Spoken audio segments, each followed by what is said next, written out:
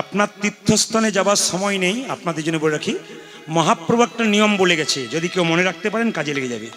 মহাপ্রভু বলেছে সংসারে যে যা রোজগার করবে প্রতি 100 টাকাতে 60 টাকা সংসারের জন্য। খুব শুনে রাখবেন মহাপ্রভু বাণী, একবারে অমৃতের মতো বাণী, সোনার মতো বাণী। যদি কেউ নিতে পারে হীরার মতো, হীরার টুকরোর মতো জিনিস সন্ধান করে করে আমাদের বের করতে হয়, সেগুলো আপনাদের সামনে আমরা দিয়ে যাই। তাকাবেন, মহাপ্রভু বলছেন যে শোনো, যদি 100 টাকা কেউ রোজগার করে তবে 60 টাকা সংসারের জন্য, 20 টাকা ভবিষ্যতের জন্য ব্যাংকে, সংসারী গৃহস্থ মানুষের জন্য বললো, আর 20 টাকা ভ্রমণ করার জন্য, গ্রন্থ কেনার জন্য। তার মানে প্রতি 100 টাকাতে 60 টাকা, তাহলে 1000 টাকাতে 600 টাকা। তাহলে প্রতিদিন যদি 5000 টাকা রোজগার করেন কি 1000 করেন, তাহলে হিসাব করলে 1 মাস পরে কত হয়, হিসাব করলে 1 বছর পরে কত হয়। যদি কেউ এভাবে সংসার চালাতে পারে তার সব কিছুই হয়। কিন্তু কিছু মনে করবেন না, দিনের মাথায় 25 টাকা সিগারেট কিনে নেবে, তবু 5 টাকা ভগবানের জন্য রাখবে না। সবচাইতে দুঃখের ব্যাপার এটাই। তবে আপনাদের এখানে একটা ভালো জিনিস লাগলো, কি বলুন তো, আপনাদের এই বঙ্গনগরে এসে একটা ভালো জিনিস শুনলাম। আপনারা কত জানেন জানি না, আমি কিন্তু শুনলাম কি এখানে কোনো মাতাল নাই। না, হ্যাঁ, আপনাদের হাসি দেখে আর হাততালি দেখে বুঝলাম পার্টি ঘরে ঘরে আছে।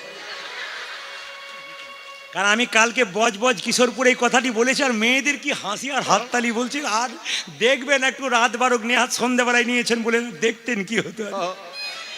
এই জন্য কিছু মনে করবেন না, দক্ষিণ চব্বিশ যে রাস করে না, তার অবস্থা খুব খারাপ হয়ে যায়। কারণ আমি গত এখানে গাইছিলাম, দেখি যে রাস করছে সে বেচারে কি কষ্ট, খালি ঝাঁপাচ্ছে আর লাপাচ্ছে, ঝাঁপাচ্ছে, আর 2-4 জন মাতাল খালি আমি তোর মার বেটা তুই বেশি দিন করিস না রে, ওদের জন্য তোর নিতাই কর হরিবল হয়ে যাবে। তবে এই রাস যদি আমাদের বীরভূম বাঁকুড়াতে যায় না, কিছু মনে করবে না, সঙ্গে সঙ্গে নামিয়ে দেবে না, একবারে চলবে না। তবে আপনাদের জন্য করতে হয়। কিন্তু আমাদের বীরভূম যদি আপনি রাস শোনেন আপনাদের পছন্দ হবে না। বীরভূম বাঁকুড়া মুর্শিদাবাদ নদীতে মা রাস শুনুন, একবার সীমিত ভদ্রের মধ্যে, একবার হিসাবের মধ্যে, রাসের মধ্যে প্রেম ভক্তি চাই তবে রাস শুনবে, নইলে একবারে আসর থেকে নামিয়ে দেবে, লাফালে ঝাপালে সঙ্গে সঙ্গে নামিয়ে দেবে, নামিয়ে যাও একবার তোমার চলবে যাও। মানে বিখ্যাত বিখ্যাত আসর আছে মুর্শিদাবাদ, নদিয়া, মালদা, যদি লাফাচ্ছে ঝাপাচ্ছে না বলে এখানে নামিয়ে দে, এখন নামিয়ে দে। এ কিছুই জানে না, কিছু বোঝেই না, নাচাকরা কোন জায়গায় নাচতে হয়, গানটা কোন জায়গায় করতে কিছুই জানে না। এই জন্য প্রত্যেকটি জেলায় গান করতে গিয়ে আমাদের অভিজ্ঞতা আছে। তবে অপরাধ নেবেন না, আপনারা সব কিছু শালীনতা বজায় করে করবেন, আপনাদের পরিবেশটি খুব সুন্দর। তবে মাতাল কিছু মনে করেন মায়েরা, মাতাল কিন্তু শুধু আপনাদের এইখানে আছে তা নয়, আমাদেরও ঘরের দুয়ারে গেলে আমরাও পাই। কারণ আমি একটা জায়গায় গান করতে গেছিলাম আমাদের এলাকাতে, আমাকে একজন ভদ্রলোক ভদ্রমহিলা আমার কাছে গেছে, ভদ্রমহিলা বলছে দাদা, বলে কি ইনি আমার পতি দেবতা। বলে কোথায়? পেছনে দাঁড়িয়ে আছে। বলে কি ব্যাপার বলুন তো? বলছে উনি খুব খায়, তো আপনি একটু বলে দেবেন তো। এবারে বললাম সামনে বসবেন, আমি বলে দেবো। স্বামী স্ত্রীতে বসে আছে মা, আর আমি বললাম যারা মদ খান একটু হাত তুলুন তো। তখন ও কিন্তু হাতটা তুলতে গিয়ে স্ত্রী বলছে চুপ করো, নামো, নামিয়ে দিয়েছে। কিছুক্ষণ পরে বললাম যে মদ যে খায় তার 3টে লাভ হয়। তখন স্বামীটা তার স্ত্রীকে বলছে শোনে না,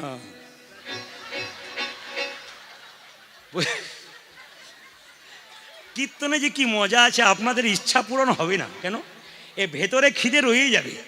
এ 3 ঘন্টাতে কিছু হয় না, কিন্তু কোনো জায়গাতে বলবেন না যে আপনি 3 ঘন্টাতে কিছু হয় না বলেছেন, কারণ মাপে যেতে হয়। এই যে তাকাবেন, কিছু মনে করবেন না মায়েরা। তো আমি যেই না বললাম যে মদ খায় তার 3টে লাভ হয়, তখন ভদ্রলোক বলছে শুনে না, তখন স্ত্রী বলছে চুপ করো, শেষটা শোনো তারপর বলবে। আমি বললাম যে মদ খায় তার 3টে লাভ কি কি? তখন আমি বললাম প্রথম লাভ, তার বাড়িতে কোনদিন চোর ঢুকে না। আর দ্বিতীয় লাভ কি? তাকে কোনোদিন কুকুরে কামড়ায় না। আর তৃতীয় লাভ কি? সে কোনোদিন বুড়ো হয় না। তখন তার স্ত্রীকে বলছে, আমি তখন বুঝতে পেরে গেলাম যে পার্টি আচ্ছা পেয়েছি। ওর স্ত্রী খেলে আমাদেরকে ভুরু কুচকাচ্ছে, ভালো করে বলুন, ওখানে আমি হিম্মত দেখাচ্ছে। আমি দাঁড়ান, চুপ করে থাকুন, আগে বলি। যে মদ খায় মদ তাকে খাই, মদ সে খায় না। কিছু মনে করবেন না, সুরার ভাণ্ড জীবনে পবিত্র হয় না। যদি কেউ মদ খায় তার কাছে প্রদীপ পাড়ার একটা নিবেদন রইল। যদি আপনি আমার দাদা হন, আপনি আমার ভাই হন, তবে আমি আপনাকে করজোরে নিবেদন করব, আপনার ছেলেটাকে আপনি নষ্ট করে দেবেন না। আপনি খান না, কিন্তু আপনি খান, আপনার স্ত্রী তো খায় না, আপনার স্ত্রী তো কোনো দোষ করে নেই। তা আপনার স্ত্রী যে 10 মাস 10 দিন গর্ভে রেখে ছেলেটাকে জন্ম দিল, আপনি রাত্রি 12টার সময় মাতলামি করে বাড়িতে ঢুকবেন, আপনার বাচ্চা আপনার কাছে শিখবে তো। মা যতই ভালো করার চেষ্টা করুন, বাবাকে দেখে শিখবে। তাহলে এই মাগুলো যে কষ্ট করে বাচ্চাগুলো জন্ম দিল, এরা কি পেলো, শেষ ফল কি পেলো? আপনার মতো একটা মাতাল বাচ্চা পেল। ওই জন্য যখন বাবা হবেন তখন সাবধান থাকবেন। আমি বাবা হয়েছি মানে আমার চলা আমার বলা সব কিছু কিন্তু বাচ্চা লক্ষ্য করে। ওই জন্য বারবার বলবো যদি পারেন। আবার অনেকে বলে বন্ধু আমাকে খাইয়ে দিল, আমি তখন বলি যে আপনাকে খাইয়ে দিয়েছে বন্ধু? বলে হ্যাঁ, বন্ধু না দুশ্মন ভালো করে দেখুন। যে বন্ধু হয় সে কোনো মদ খায়, জোরে বলুন? সে তো ফলের রস খাওয়ায়। আর মদ খায় মানে কি, তোমাকে তো আবার নর্দমার দিকে নিয়ে যাচ্ছে, এই জন্য মদ খায়। তো সে বন্ধু কি করে হলো? সে তো শত্রু। বলে বন্ধুর ফেরে মাঝে মাঝে হয়ে যায়, তো বন্ধু কি করে হলো? তো শত্রু। ও খাই বলে তোমাকে চেষ্টা করছে তুমিও ধ্বংসের দিকে যাও। তো মদ যারা খায় তিনটে লাভ, তাকান কি, বাড়িতে চোর ঢোকে না। কেন? মদ খেতে খেতে দুর্বল হয়ে যায়, কাশি শুরু হয় সন্ধ্যাবেলায়, সকালে শেষ হয় কাশি শুরু হয়। চোর ঢুকতে গিয়ে ভাবে বেটা জেগে আছে, এখন ঢোকার দরকার নাই, ওই যে চোর ঢোকে না। আর কুকুরে কামড়ায় না কেন? মদ খেতে খেতে দুর্বল হয়ে যায়, তখন হাতে লাঠি নিয়ে চলে। আর কুকুর দেখলেই নিতাই গৌর হরি বল হয়ে যায়। আবার দেখবেন যারা পাঁড় মাতাল হয় তারা নর্দমাতে শুয়ে থাকে, আর কুকুরগুলো নর্দমার পাশে শুয়ে থাকে। কুকুরগুলো ভাবে আমার প্রতিবেশী বটে, কামড়ানোর দরকার। এইবার লক্ষ্য করুন, বুড়ো হয় না কেন? বুড়ো হবার সুযোগ পায় না, তার আগে বলো হরি বলো হরি। যদি কেউ মাতাল মোটা চাঁদা দেয় তাহলে সে প্রথমে বলে প্রদীপ বাবুকে বাদ দিয়ে তুই যাকে আনবি আন, কারণ ওকে আনলে কিন্তু আমার চাঁদা নাই, খালি আমার বিরুদ্ধে বলছে। বলো রাধা রানী কি, শ্যাম সুন্দর কি, মদন মোহন কি, হরিবাসর কি। মায়েরা, তীর্থস্থান থেকে কেউ যদি আসে, যদি তীর্থস্থানে যেতে না পারেন, সে যদি আপনার চাইতে বড় হয় তাকে গিয়ে একটু প্রণাম করতে হয়। আপনার বন্ধু বান্ধবী যদি যায়, বান্ধবী যায় মেয়েরা, তাহলে আপনি একটু আলিঙ্গন করবেন। আপনার বন্ধু গেলে একটা আলিঙ্গন করবেন। কেন না, আপনি যে তীর্থস্থানে গিয়েছিলেন আপনার বন্ধুকে আলিঙ্গন করলেন, ও কিন্তু কিছু পেয়ে গেল। আপনি তীর্থস্থানে গেছেন মা, কেউ যদি আপনাকে প্রণাম করলো তাহলে আপনার আশীর্বাদটা পেলো, আমার তীর্থস্থানে কিছু ফল পেয়ে গেল। তার স্ত্রী কী করলো মা, গলায় কাপড় দিয়ে যেই না পাটা ধুয়ে দিয়েছে, জিজ্ঞেস করছে হ্যাঁ গো তুমি যে জগন্নাথ মন্দিরে গিয়েছিলে কেমন দেখলে? মানে একবার ভয়ে জিজ্ঞেস করতে চাইছে না যে কি চাইলে, মানে বলতে গেলে বলবে আমি চাইবো না বলেছিলাম। কি কেমন দেখলে গো? জানো গো দেখলাম তো আলাদা কথা, দারুণ দেখলাম, এই পরের বার তোমাকে নিয়ে যাব, কিন্তু প্রথম কথা কি জানো, আমি জগন্নাথ মন্দিরে গিয়ে একটা জিনিস চেয়ে বসলাম। স্ত্রী বললো হ্যাঁ গো কি চাইলে গো, কি চাইলে গো? জানো লোকে গাড়ি বাড়ি টাকা পয়সা ধন দৌলত চাই, আমি একটা কৃষ্ণ ভক্ত সন্তান চেয়ে ফেলি। স্ত্রী কেঁদে কেঁদে বলছে স্বামী গো, স্বামী গো, যেদিন থেকে তুমি চলে গেছো, যেদিন থেকে তুমি চলে গেছো জগন্নাথ মন্দিরে, জগন্নাথ মন্দিরে, সেই দিন থেকে আমি প্রতিদিন জগন্নাথকে ডেকে ডেকে বলতাম, প্রতিদিনই আমি জগন্নাথকে ডেকে ডেকে বলতাম, হে জগন্নাথ, হে জগবন, মা না হওয়া মেয়েদের যে কি জ্বালা,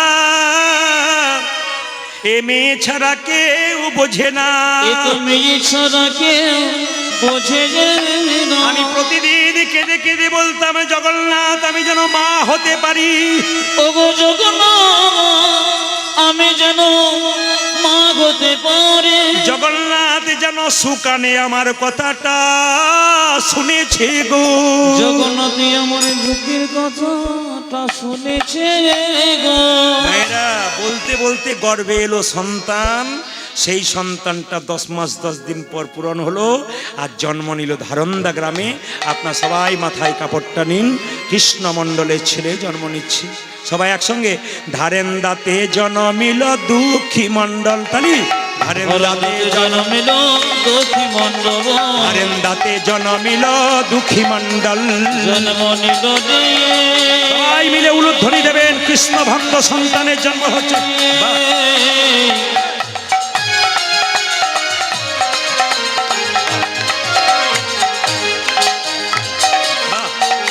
ধরন্দাতে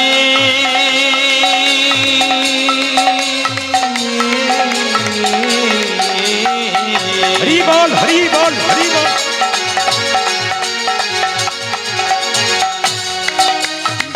উলুধ্বনি জন্ম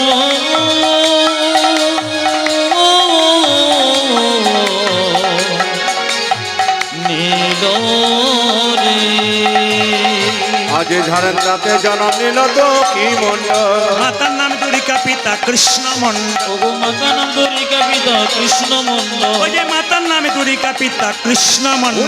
মাতা নাম দুর্গা পিতা কৃষ্ণ মণ্ডল। আমাদের ছেলে হয়েছে পুত্র হেরি পিতা মাতার আনন্দ না ধরে। ওগো পুত্র হেরি পিতা মাতা আনন্দ না ধরে। পুত্র হেরি পিতা মাতার আনন্দ না ধরে। পুত্র হেরি পিতা মাতা আনন্দ না ধরে। পাড়া প্রতিবেশী সবে উলুধ্বনি করে। পাড়া প্রতিবেশী সবে উলুধ্বনি করে। পাড়া প্রতিবেশী তারা জয়ধ্বনি করে। পাড়া প্রতিবেশী সবে জয়ধ্বনি করে। আনন্দ ধরে না, আনন্দ ধরে না, আনন্দ ধরে না, আনন্দ ধরে না। পাড়া প্রতিবেশীর মনে আনন্দ ধরে না। ওগো পাড়া প্রতিবেশীর মনে আনন্দ ধরে না। পাড়া প্রতিবেশীর মনে পুত্রের বদন। ওগো পাড়া প্রতিবেশীর মনে পুত্রের বদন হেরে। পাড়া প্রতিবেশীর মনে পুত্রের বদন হেরে। পাড়া প্রতিবেশীর মনে পুত্রের বদন হেরে। পাড়া প্রতিবেশীর মনে পুত্রের বদন হেরে। আনন্দ ধরে না। পাড়া প্রতিবেশী সবে জয়ধ্বনি করে। পাড়া প্রতিবেশী সবে উলুধ্বনি করে। এরা বাচ্চা জন্ম নিলে বাচ্চার মুখে কি দিন জোরে বলুন। নিম পাতা। এই যে আপনারা বললেন আপনারা মধু দেন, কিন্তু আজকে আপনাদের ভুল ধারণাটা ভাঙিয়ে দিয়ে যায়। বাচ্চার মুখে মধু দেওয়া হয় কেন? আপনাদের বিশ্বাস মিষ্টি মিষ্টি কথা বলবে, কিন্তু আমি যতগুলো শাস্ত্র থেকে বলবো বইগুলো ঘেঁটে দেখে নেবেন। আমি বইটার নাম করছি, বইটার নাম হচ্ছে হিন্দু ধর্মগ্রন্থ কি এবং কেন। বইটা বাজার থেকে পেলে কিনে নেবেন। বইটার নাম কি বললাম?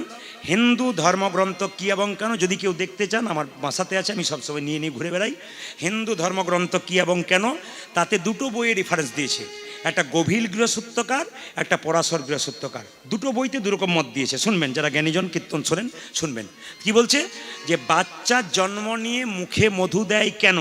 আসলে জন্মের পরে বাচ্চা মানে কান্নাকাটি করে, মায়ের দুধ পান করতে পারে না, ওই জন্য মধু দিয়ে বাচ্চার কান্না বন্ধ করা হয়। মিষ্টি কথা বলার জন্যে নয়, যাতে কান্না বন্ধ হয় তার জন্য মধু দিয়ে দেয়। দুই, কখন মধু দিলে বাচ্চা মিষ্টি মিষ্টি কথা বলবে? এবার আর বলবো না, পরের বারে এসে বলে যাব। এবারেই বলবো না, না বলবো বলেই তো এসেছি। এই দেখেন, প্রথমটা বলি। গভীর গৃহসূত্রকার বলল কি, যে বাচ্চা জন্ম নেবার পর আতুর ঘর থেকে কদিন পরে নিয়ে যান? 52 দিন পর। হ্যাঁ, এরা সব চমকে গেল। তাহলে বীরভূমে 52 দিন বটে বোধহয়। আপনারা জানেন না কদিন পরে? 21 দিন পর নাকি? তাহলে 52 দিন পরে চুপ করেছেন যে? তাহলে উনি জানেন হয়তো 52 দিন হতে পারে। 21 দিন পর আতুর ঘর থেকে নিয়ে যান, স্নান করিয়ে ভগবানের মন্দিরে শুয়ে কোনো মা যদি ভক্তি ভরে ভগবানকে প্রণাম করে বাচ্চার মুখে একটু মধু দেয় এবং ভগবানের কাছে করজোরে প্রার্থনা করতে পারে, প্রভু আমার ছেলের যেন মিষ্টি মিষ্টি কথা হয়। তাকাবেন, মিষ্টি মিষ্টি কথা হয়। আপনার ছেলে 100% মিষ্টি মিষ্টি কথা বলবে। আমার কথা নয়, শাস্ত্রের কথা, গভীর গৃহসূত্রকারের কথাটা আপনি মানুন। এর পরবর্তী ক্ষেত্রে আপনাদের বংশে বাচ্চা হলে খুব মাথায় রেখে যান কথাটা, 21 দিন পর স্নান করিয়ে মুখে মধু দেবেন মন্দিরে। দুই, তাকাবেন, আপনার বাচ্চার যেদিন অন্নপ্রাশন, পরাশর গৃহসূত্রকার বলছে, যদি ওই দিন না পারলেন তাহলে এক কাজ করুন, বলে কি, যেদিন অন্নপ্রাশন মুখে ভাত দেবার আগে, পরমান্ন দেবার আগে একটু মধু দিয়ে সূর্যদেবকে প্রণাম করবেন। কি কি নিয়ম বলে দিই। মধুটা বাচ্চাকে দেবেন, মুখে দিয়ে সূর্যদেবকে প্রণাম করবেন। সূর্যদেব, তুমি যেমন উজ্জ্বল জলজল করছো, আমার ছেলে যেন উজ্জ্বল হয়, সমাজের বুকে উজ্জ্বল হয়। তাকাবেন,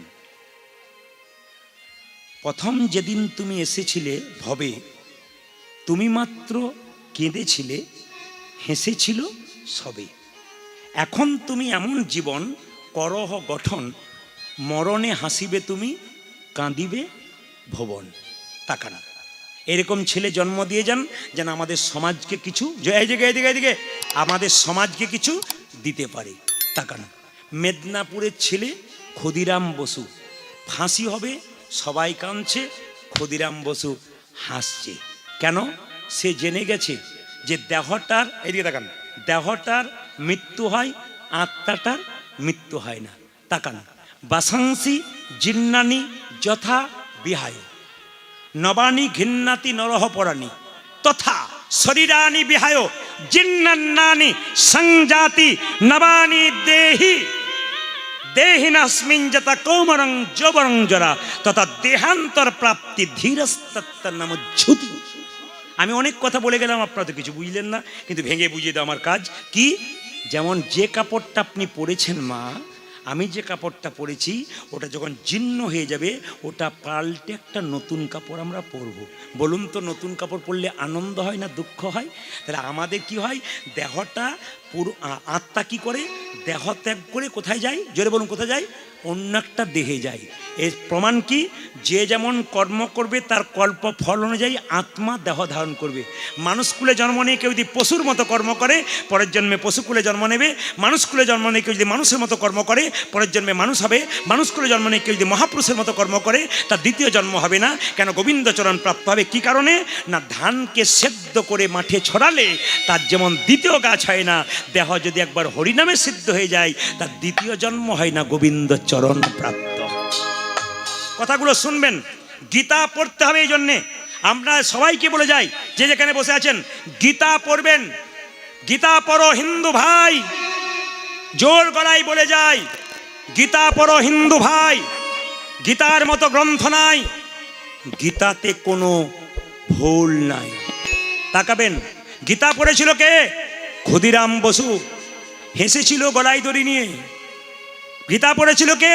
নেতাজি সুভাষচন্দ্র বসু। গীতা পড়েছিল কে? মহাত্মা গান্ধী। মহাত্মা গান্ধী দুজনকে মা বলতো। কাকে কাকে? গর্ভধারিণী মাকে আর শ্রীমদ্ ভাগবত গীতাকে মা বলতো। ইনি মহাত্মা গান্ধী। বড় বড় ডাক্তার যারা আছেন, ইঞ্জিনিয়ার যারা আছেন, তাকিয়ে দেখবেন সবাই গীতা পড়ে।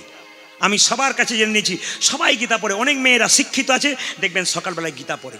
গীতা পড়লে জীবন দেখবেন পাল্টে যাবে। তবে প্রশ্ন করবেন আপনারা, প্রদীপবাবু গীতা পড়ার তো অনেক কথা বলছেন, কিন্তু কি করে গীতা পড়বো? আমি আপনাদের বলি, ভালো লাগুক আর না লাগুক খাও একটু তিতা। মেয়েরা, ভালো লাগুক আর না লাগুক খাও একটু তিতা, ইচ্ছা করুক আর না করুক পড়ো একটু গীতা। বারবার বলবো, প্রশ্ন করবেন। গীতা পড়লে যদি ভুল হয়ে যায় তাহলে আমাদের দোষ হবে। আমি দাঁড়িয়ে বললাম না, আপনাদের দোষ হবে না। আপনারা পড়বেন, আপনাদের ভুল হোক তবু পড়বেন। কেন? সাইকেলে প্রথমে চাপতে চাপতে তো দু চারবার পড়েন, তারপর তো সাইকেলে সোজা হয়ে যান না। কি বলছেন? তা প্রথমেই কি কখনো শিখে যায়? এর প্রমাণ আমি দিই নাই, আমার মতো এমন মানুষ দেয় নাই। কে দিয়েছে? মহাপ্রভু দিয়েছে। প্রমাণ দেখুন, মহাপ্রভু গঙ্গায় স্নানে যাচ্ছিলেন ভক্তদের সঙ্গে।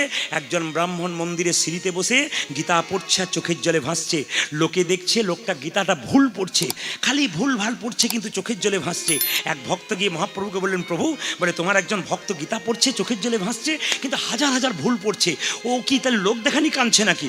মহাপ্রভু বললো, চল একবার যাই। মহাপ্রভু ছুটে এসে বললো, ব্রাহ্মণ, তুমি যে গীতা পড়ছো আমি শুনলাম তুমি হাজার ভুল পড়ছো, কিন্তু গীতা পড়তে পড়তে তুমি কাঁদছো কেন? তখন ব্রাহ্মণ বলে উঠলো, প্রভু, আমি মূর্খ মানুষ, কিছু বুঝি না, কিন্তু আমি তো পড়াশুনো জানি না, ওই জন্য পড়ার চেষ্টা করে আমার ভুল হয়ে যায়, কিন্তু আমি কাঁদছি কেন জানো প্রভু? বলে, কি জন্যে কাঁদছো? আমি এই জন্যে কাঁদছি, গীতার পাতাতে দেখতে পেলাম অর্জুন বসে আছে রথে আর কৃষ্ণ রথ টানছে। আমি মনে মনে ভাবছি, সংসার কুরুক্ষেত্রের যুদ্ধে যদি আমি ভগবানকে অর্জুনের মতো ডাকতে পারি তাহলে সংসার রথটাকে আমার ভগবান টেনে নিয়ে যাবে, আর আমি ভগবানের ওই রথে বসে বসে ভবসাগর পার হয়ে যাব। মহাপ্রভু তাকে জড়িয়ে ধরে বললেন, ওগো ভক্ত, তোমার মতো গীতা পাঠক আর কেউ নাই, তুমি আসল গীতা পাঠ করছো। ভুল পড়ছো না ঠিক পড়ছো, তুমি যে ভাবে পড়ছো গো, তুমি যে চোখের জলে ভাসছো। ওগো, কীর্তন করতে করতে কীর্তন হরে কৃষ্ণ বলতে পারছে না, কিন্তু চোখের জলে কেউ যদি ভাসছে, ভাব যদি তার থাকে, আর কিচ্ছু দরকার হবে না মা, শুধু ভাব চাই আর ভক্তি তাই। আর যদি চোখের জলে ভাসতে পারেন, ওই জন্য গীতা আপনাদের পড়তে হবে। আপনাদের তাকিয়ে দিই, তাকিয়ে দেখুন, আপনারা গীতার কথা আপনাদের বলে যাই, যে যেখানে বসে আছেন দেখবেন আপনারা এক জায়গাতে আমরা বলি, যাহা বলিব সত্য বলিব, সত্য ছাড়া মিথ্যা বলিব না। জোরে বলুন, কথা বলি, জোরে বলুন, আমি জোরে শুনতে চাই। আপনাদের কি আগে থেকে যাওয়া আসা আছে নাকি? কালকে বজবজে বলেছিলাম যে যাহা বলিব সত্য বলিব, সত্য ছাড়া মিথ্যা বলিব না, কেউ বলতে পারছে না। আর আপনারা বললেন কোর্টে, মানে আপনাদের মাঝে মাঝে যাওয়া আসা আছে। আচ্ছা বলুন, এটার ভেতরে কি আছে? জোরে বলুন। আপনারা তাও ভাগ্যিস বলতে পারলেন, ব্যবহার করেছেন বলে। অন্য জায়গাতে একজনকে জিজ্ঞেস করলাম, দাদা এটার ভেতরে কি আছে? ও বলছে যন্ত্র টন্ত্র কিছু একটা হবে বোধ হয়, মানে বেটা কিছুই বোঝে না আর কি। তো মায়েরা, তাহলে এখন প্রশ্ন করবেন, প্রদীপবাবু একটা ভুল জিনিস বললেন। বলে কি? গীতাতে হাত দেবার পর কোর্টে যাহা বলিব সত্য বলিব, সত্য ছাড়া মিথ্যা বলিব না, এইটা বলার পরেই দেখবেন লোক ভুঁড়ি ভুঁড়ি মিথ্যা কথা বলতে শুরু করে। জোরে বলুন হ্যাঁ না না? তাহলে প্রশ্ন করবেন, এই কোর্টে গীতা ছুঁয়ে ভুঁড়ি ভুঁড়ি মিথ্যা কথা বলে সে জিতে গেলেও ওই কোর্টে তার জেতার কোনো চান্স নাই। এইখান থেকে বেঁচে গেলে ওইখানে বাঁচার কোনো লাভ নাই। প্রত্যেকটি হিন্দু ভাইকে বলবো, এই গীতা দেখি আবার, গীতা পড়ো হিন্দু ভাই, গীতার মধ্যে কোনো ভুল নাই, গীতার মতো গ্রন্থ নাই। গীতা হলো পবিত্র গ্রন্থ। যদি গীতা এত বড় গ্রন্থ না হবে তাহলে কোর্টে কখনো হাত দিয়ে শপথ করা হয়? এত এত ধর্মগ্রন্থ রইল, কাউকে ডাকলো না, গীতাকে ডাকলো কেন? শ্রীমদ্ ভাগবত গীতা কি? জয়। শ্রীমদ্ ভাগবত গীতা কি? জয়। শ্রীমদ্ ভাগবত গীতা কি? জয়। মায়েরা সবাই লক্ষ্য করুন, যে যেখানে বসে আছেন, যেই না এবার বলি, পরাশর গৃহসত্যকার বলল, আপনি ছেলেকে জন্মদিনে একটু মধু দিলেন, মধু দেওয়ার পরে কি করলেন? ভগবানের কাছে প্রার্থনা করলেন আমার ছেলে যেন মিষ্টি মিষ্টি কথা বলে। ও মা কি করলো? দোকানে মধু কোথায় পাবে?